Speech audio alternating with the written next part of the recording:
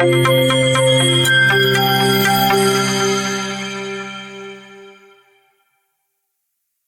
Friends, welcome to traders club. आज हम देखेंगे निफ्टी के लेवल्स के बारे में और बैंक निफ्टी का इंट्राडे।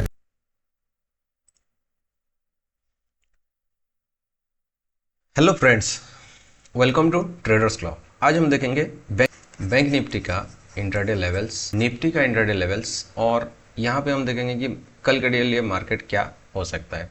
तो ये हमारा बैंक निफ्टी का डेली चार्ट्स। यहाँ पे अगर हम देखेंगे तो बैंक निफ्टी एक इंपॉर्टेंट चैनल में ये मूव कर रहा है, और ये चैनल का कहीं ना कहीं ये एज में आके यहाँ पे जो बार बार रेजिस्टेंस ले रहा था वो रेजिस्टेंस जोन में पहुंच चुका है। तो यहाँ पे देखेंगे तो ये चैनल में हमेशा लोअर टाइम फ्रेम में, सॉरी हायर टाइम फ्रेम में, डेली चार्ट में क्या कर रहा है, मार्केट ये साइड में यहाँ पे सपोर्ट ले रहा है और ये साइड में हमें रेजिस्टेंस फेस कर रहा है। तो मार्केट के पास और एक भी रेजिस्टेंस यहाँ पे है, जो आप देख सकते हैं कि ये जो रेजिस्टेंस है, ये रेजिस्टेंस भी यहाँ पे आ चुका है। तो मार्केट कहीं ना कहीं यहाँ पे एक रेजिस्टेंस जोन में पहुंच चुका है। ओके, और ये रेजिस्टेंस जोन कहाँ से कहाँ एक्टिव, कहाँ पे कहाँ तक रहता है, तो ये आज का जो क्लोजिंग है यहाँ पे अगर हम देखेंगे 48,000 से लेके 48,300 तक, यहाँ पे ये जो पूरा का पूरा जो 300 पॉइंट का जो लेवल्स है, ये हमारा एक रेजिस्टेंस जोन के हिसाब से ये काम करेगा। ओके गाइस, तो ये जोन यहाँ पे मार्केट क्या हो सकता है इसको एक बार में तोड़ दे। ओके, अगर एक बार में तोड़ दिया तो यहाँ पे जो लोग भी सेलर्स होंगे वो एक साथ नहीं निकलेंगे। यहाँ पे मार्केट जितना कंसोलिडेशन करेगा, ये एक जोन बनाएगा, उसके बाद अगर ब्रेकआउट देता है डेली चार्ट में, तभी क्या होगा, हमारे पास ये एक अच्छा मूवमेंट कहलाएगा।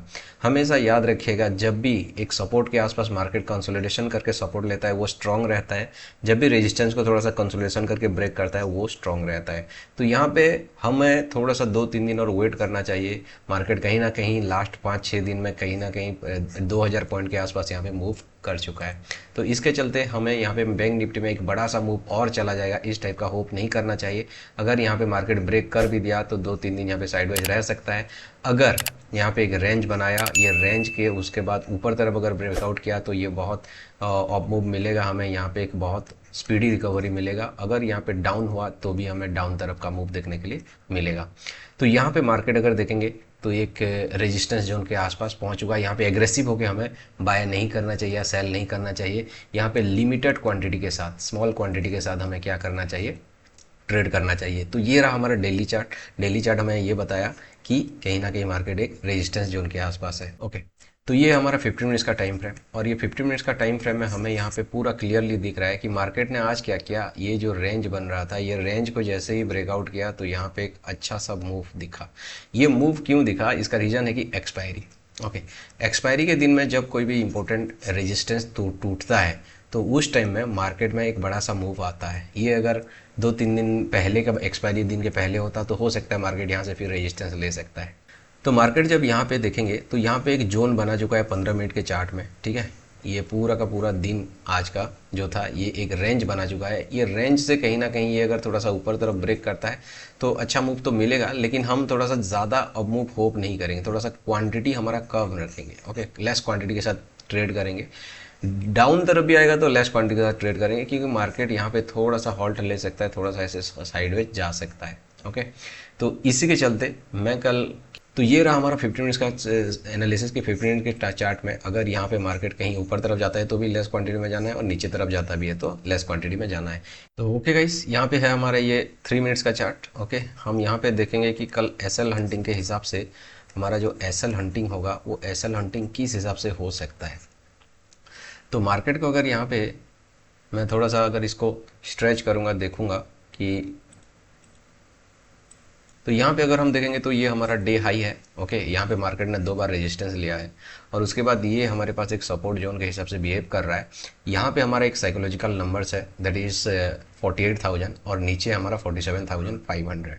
तो मार्केट थोड़ा सा ऑलरेडी स्ट्रेच हो चुका है। अगर यहाँ पे देखेंगे तो यहाँ पे भी बायर्स होंगे, ये सेक्शन में भी बायर्स हैं। ओके, तो नीचे तरफ हमारा बायर्स का एसएल पड़ा हुआ है, यहाँ पे एसएल पड़ा है, यहाँ पे एसएल पड़ा है, किसका, बायर्स का।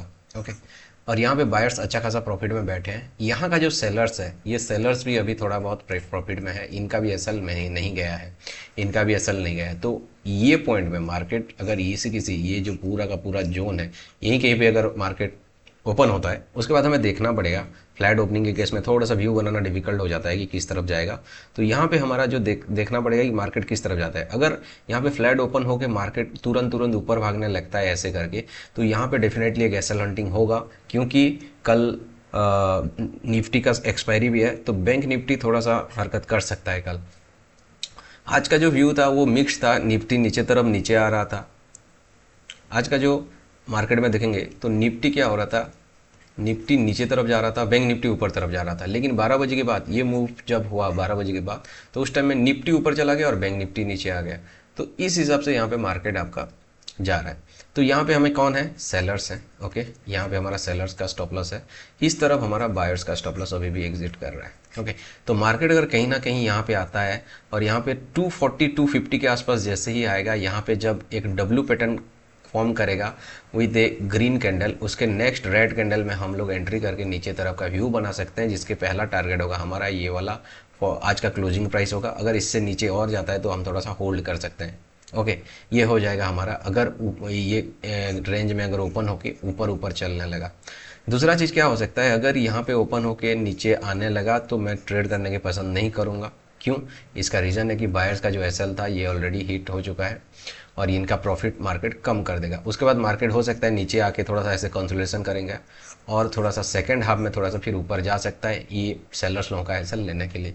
तो अगर खुलते ही नीचे नीचे आएगा तो मैं पसंद नहीं करूँगा मार्केट को ट्रेड करने के। अगर यहाँ पे मान के चलिए कहीं ना कहीं गैप डाउन खुलता है और यहाँ पे नीचे आता है, थोड़ा सा ऐसे रेंज बनाता है और नीचे आता है, तो मैं यहाँ पे 47,500 का लेवल को वेट करूँगा। यहाँ पे एसएल हंटिंग होगा, थोड़ा सा कंसोलिडेशन भी करे चलेगा, उसके बाद एक रॉकेट मूव आ सकता है ऊपर तरफ। ओके, उसके बाद अगर यहाँ पे गैप डाउन खुल के मार्केट ऊपर ऊपर जाने लगा तो ये एक स्ट्रॉन्ग रेजिस्टेंस जोन है जो कि 48,000 है और आज का क्लोजिंग प्राइस है। तो यहाँ पे जैसे डब्ल्यू पैटर्न फॉर्म करेगा तो यहाँ पे एक रेड कैंडल के मैं क्या करूँगा, एंट्री करूँगा और उसके बाद मेरा यही सेम डे लो मेरा टारगेट रहेगा। उसके बाद अगर यहाँ पे मार्केट अगर गैप अप खुलता है कहीं इसी रीजन में या फिर डे हाई के आसपास खुलता है और यहाँ पे थोड़ा सा टाइम बिताता है और टाइम बिताने के बाद यहाँ पे एक डब्ल्यू पैटर्न फॉर्म करता है, डे हाई को भी तोड़ेगा कल का और वहाँ पे एक डब्ल्यू पैटर्न बनाएगा, सबको लगेगा मार्केट ऊपर जाएगा करके। लेकिन ऊपर क्यों नहीं जाएगा, क्योंकि मार्केट में ऊपर तरफ कोई भी एसएल नहीं है और एसएल हंट करने के लिए ही मार्केट उसी तरफ आता है। तो यहाँ पे अगर गैप अप खुलता है तो मार्केट ऊपर ऊपर जाएगा, यहाँ पे डब्ल्यू पैटर्न बनाएगा, डे हाई को भी तोड़ेगा, सबको लगेगा कि यहाँ पे ग्रीन कैंडल फॉर्म हो गया। उसका नेक्स्ट रेड कैंडल में हम यहाँ पे एंट्री करेंगे, जैसे इसका लो तोड़ेगा, डे हाई हमारा एसएल रहेगा और उसके बाद पहला टारगेट ये रहेगा, सेकंड टारगेट ये वाला रहेगा। ये हो जाएगा हमारा अगर गैप अप खुल के ऊपर गया। तो अगर गैप ऑफ खुल के या फिर इसी किसी रीजन में खुला और मार्केट नीचे नीचे आने लगा तो थोड़ा सा मैं हाई कन्विक्शन के साथ यहाँ पे ट्रेड नहीं करूँगा। ये हो जाएगा हमारा thinking for bank Nifty. Yes, और एक बात, हमारा एंट्री कहाँ पे था आज का मार्केट में, मैं ये बता देता हूँ कि आज हमारा एंट्री कहाँ पे था। तो यहाँ पे जो हमारा एंट्री था, ये एंट्री एक्चुअल में अगर आप 1 मिनट चार्ट में देखेंगे तो 1 मिनट चार्ट में यहाँ पे हमारा एंट्री बन जा रहा था, क्योंकि 500 लेवल को ब्रेक किया है मार्केट। वहाँ पे सबको लगेगा कि नीचे आएगा करके, लेकिन ये यहाँ पे एसएल हंटिंग करके मार्केट ऊपर गया। और एक चीज़ आप यहाँ पे देख सकते हैं कि मार्केट में और एक बार एंट्री कैसे मिला। मैं एक्चुअली सोच रहा था कि यहाँ पे एक छोटा सा ट्रेंड लाइन ऐसे बन रहा था, इसके नीचे और एक बार 500 लेवल्स को यहाँ पे क्रॉस करता तभी मैं ऊपर तरफ एंट्री बना था। व्यू ऑफ साइड ही था, लेकिन यहाँ पे हमारा सेटअप नहीं बना, तो हम एसएल हंटिंग के हिसाब से आज हमने ट्रेड नहीं किए। आज हमने क्या किया, ये बड़ा सा मूव हुआ, यहाँ पे हमने पेशेंस रखा। उसके बाद क्या हुआ, ये जैसे ही 48,000 के आसपास से थोड़ा सा रिजेक्शन लिया और यहाँ पे ये देखेंगे तो ये मूव का ये पूरा का पूरा एक 50-60% का जोन है। ये 50-60% फिबोनाची का जो होता है वो जोन एक सपोर्ट की तरह बिहेव करता है और यहाँ पे हमने इसी कैंडल में एंट्री बनाया और यहाँ तक का टारगेट हमने लिया।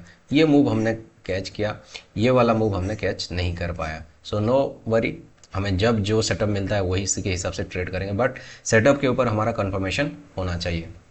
गाइस, ये है निफ्टी का डेली चार्ट्स। यहाँ पे अगर हम देखेंगे तो एक है वो एक यहाँ पे एक पैटर्न ऐसे बन रहा है और हो सकता है ये पैटर्न मार्केट ऊपर तरफ तोड़ भी सकता है और यहाँ पे एक ऑल टाइम हाई में ये मार्केट अभी क्लोजिंग दे चुका है। तो यहाँ पे हमारा जो स्ट्रॉन्ग बुलिश साइड में रहेगा, हमारा व्यू जो रहेगा स्ट्रॉन्ग बुलिश साइड रहेगा डेली चार्ट के हिसाब से। यहाँ पे देखेंगे ये है हमारा निफ्टी का 15 मिनट्स का चार्ट और ये 15 मिनट्स का चार्ट में हमें दिख क्या रहा है कि मार्केट जब आज पूरा लोअर लो लगाते जा रहा था उस टाइम में बैंक निफ्टी क्या कर रहा था, हायर हाई लगाते जा रहा था। अब देखिए एसएल लंडिंग होता क्या है, प्रीवियस डे लो को मार्केट यहीं कहीं पे तोड़ा, प्रीवियस डे लो को जैसे ही तोड़ा यहाँ पे बहुत बड़ा बड़ा रेड कैंडल के साथ तोड़ा और यहाँ पे ग्रीन कैंडल भी फॉर्म किया, और उसके बाद देखिए सबका सेंटीमेंट जैसे ही चेंज हो गया, यहाँ पे मार्केट रेंज बना के ऊपर तरफ चला गया। At the same time bank Nifty ने क्या किया था, 48,000 लेवल को होल्ड कर रहा था और उस टाइम में वहीं से डाउन हुआ था। तो इस हिसाब से एसएल लॉन्डिंग चलता है, एक इंडेक्स आपको ट्रैप करेगा। और यहाँ पे देखिए निफ्टी को नीचे तरफ लोगों का एसएल लेके ऊपर चला गया, और उस टाइम में बैंक निफ्टी नीचे एसएल क्रिएट किया था तो नीचे तरफ चला गया। तो एसएल जिस तरफ होता है मार्केट उसी तरफ मूव करता है। अब हम देख सकते हैं कि यहाँ पे एक रेंज बनाया था मार्केट ने और इसी के हाई के ऊपर क्लोज किया है। अगर मुझे पूछा जाए दोनों में से बुलिश कौन सा है, तो मैं बैंक निफ्टी के कंपेयर में निफ्टी को ज़्यादा बुलिश करूँगा, क्योंकि ये सेकेंड हाफ का मूव है जो कि प्राइमरीली सस्टेन करता है और ये मूव एक्चुअल बाइंग होता है। ठीक है, सो आते हैं हम लोग एसएल लॉन्डिंग सेटअप के लिए 3 मिनट के टाइम फ्रेम। तो 3 मिनट के टाइम फ्रेम में यहाँ पे हमें मार्केट में और एक इंपॉर्टेंट लेवल यहाँ पे देखने के लिए मिलेगा। एक लेवल मिलेगा 22,500 का, जो एक साइकोलॉजिकल लेवल्स है, और यहाँ पे ओआई भी देखेंगे तो बहुत बड़ा हैवी कॉल राइटिंग हो चुका है। अब मार्केट यहाँ पे देखिए एक सपोर्ट लिया है और एक छोटा सा स्विंग दिया है। मार्केट यहाँ पे एक स्विंग दिया है। ये स्विंग का मतलब क्या है, यहाँ पे फ्रेश बायर्स हैं।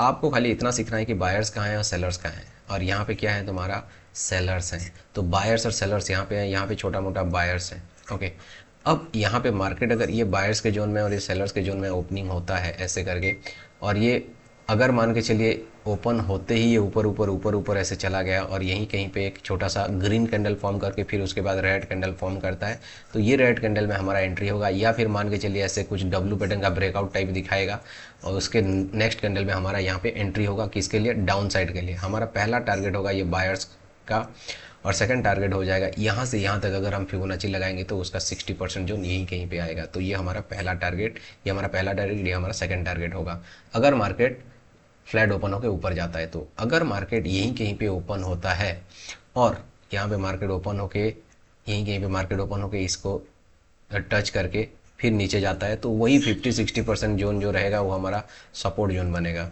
ओके, और वहीं पे फिर हम क्या करेंगे, एक एम पैटर्न ऐसे करेंगे, और एम पैटर्न के बाद यहाँ पे एक बड़ा सा रेड कैंडल भी फॉर्म होगा और उसके तुरंत बाद एक ग्रीन कैंडल फॉर्म होगा। सबको लगना चाहिए कि यहाँ पे मार्केट टूटने वाला है, और वहीं से क्या होगा, मार्केट फिर ऊपर चला जाएगा। तो ये हो जाएगा हमारा फ्लैट ओपनिंग होकर अगर ऐसा होगा तो। अगर गैप डाउन खुला, मान के चलिए ये किसी जोन में आप देख सकते हैं ये पूरा एक स्विंग बना हुआ है, ये जोन में मान के चलिए 50-60% जोन में मार्केट खुलता है, तो मैं क्या करूँगा, डे लो का एसएल हंटिंग के लिए मैं यहाँ पे क्या करूँगा, प्लान करूँगा, और डे लो का एसएल हंटिंग करके मार्केट क्लोजिंग प्राइस तक के लिए टारगेट में ले लूँगा।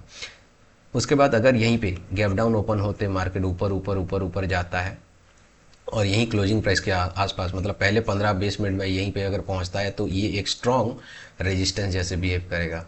ओके, ये स्ट्रॉन्ग रेजिस्टेंस जैसे बिहेव करेगा। देखिए ये जो एसएल हंटिंग होता है ये तुरंत होना चाहिए, लोगों को लगना चाहिए यहाँ पे एम पैटर्न डब्ल्यू पैटर्न बना के मार्केट को कंफर्मेशन होना चाहिए। लेकिन यहाँ पे अगर मार्केट कंसोलिडेशन करने लगा तो मैं फिर नीचे तरफ के लिए और नहीं देखूंगा। यहाँ पे बायर्स आ जाएंगे, फ्रेश बायर्स आ जाएंगे, और उसी के साथ साथ उस टाइम में अगर बैंक निफ्टी का साथ निफ्टी को मिल जाएगा तो वहाँ पे ये मूव ऊपर तरफ कंटिन्यू हो सकता है।